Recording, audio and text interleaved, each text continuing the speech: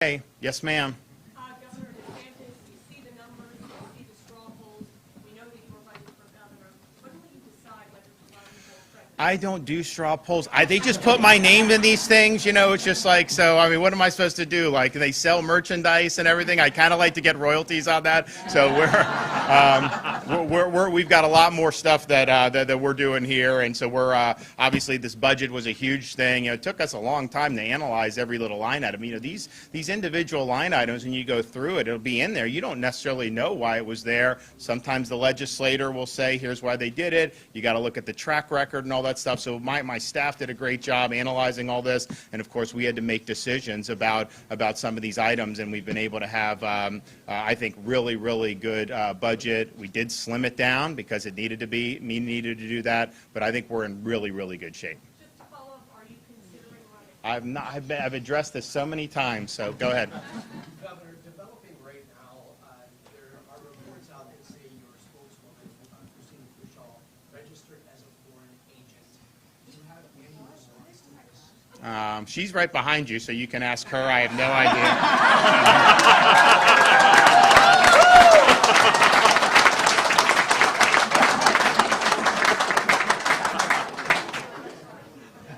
So, I mean, I think that I love it.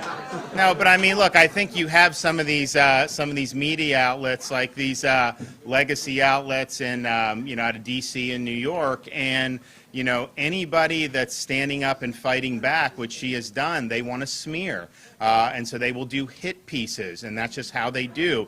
And you know what? That doesn't work anymore because nobody in the public believes they're garbage. That's right.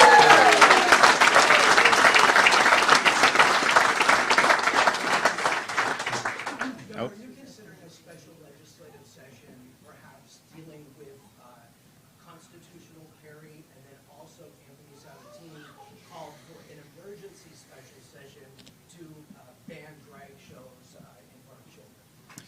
Yes. Well, I think on the latter, so I've asked my folks to look. I mean, we have child protective statutes on the books. We have laws against child endangerment, and I think this came out of you. You had this Dallas, Texas. You had these very young kids, and they must have been like 9, 10 years old, at a, quote, drag show where they were putting money in the underwear of this, and that is totally inappropriate. That is not something that children should be exposed to, and so we may have the ability to deal with that if something like that happens. There's also very graphic language in that thing, and people got a lot of video and a lot of stuff from it, and I think that was really disturbing. And like, look, we want to have our kids be kids, okay? They want to have normal environment. Part of the reason why we did we fought the fight with parents' rights and education is because there's a movement to inject these things like gender ideology in elementary schools even, and my view is our schools need to be teaching these kids to read and write and add and subtract and do the things what it's supposed to be done in school. Injecting these agendas into it is wrong, and that's why we did the Parents' Rights and Education bill. But when you see those images, you know, Texas isn't exactly known to be San Francisco. I mean, it's a relatively conservative state culturally, and to see that was not something that was. So we do have some. So we're going to look to see what could be done under existing statutes. But I do think targeting these kids with all this stuff, you know, it used to be kids would be off limits. It used to be everybody agreed with that, and now it just seems like there's a concerted effort to be exposing kids more and more to things that are not age appropriate. And I think our state in Florida, you know, we need to be a family-friendly state. We need to be a good state for people to be able to raise a family, get a high-quality education, have a lot of opportunities without having some political agenda shoved down their throats. That's right. That's right.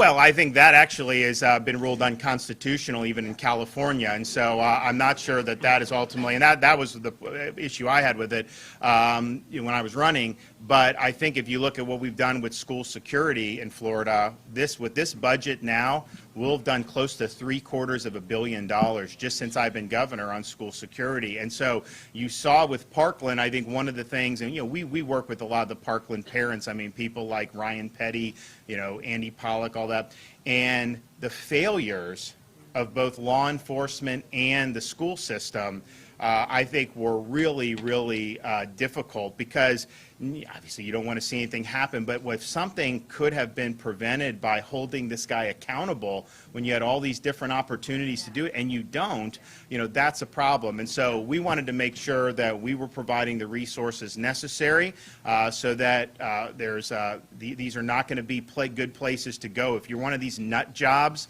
just know if you try that, you're going to end up on your ass, and it's not going to end up being pretty, and you're not going to walk out of there alive.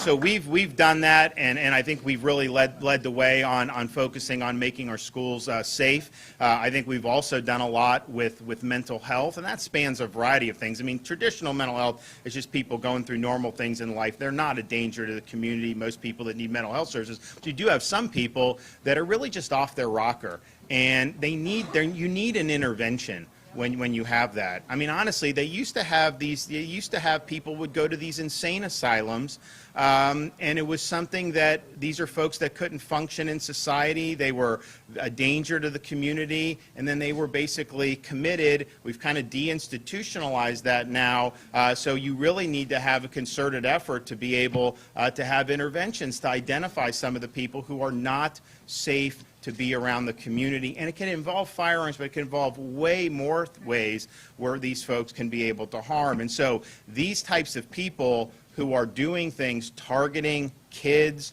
targeting innocent people, they are really, really bad people. They are not typically, they're not dumb because they pick their targets and they know, and the Buffalo guy said he wanted to go where he knew there wouldn't be blowback from people being armed, and so he tried to find a gun-free zone. So they do analyze it like that, but they have something that's wrong with them that would cause them to do it, and most of the time there will be signals that this is somebody that's not with it. And I know Carmine, they've worked very aggressively to be able to identify these types of threats. But when you're dealing with it, what you do is you focus on the criminal. You focus on the lunatic. You don't kneecap the rights of law-abiding citizens. Right. Thanks, everybody.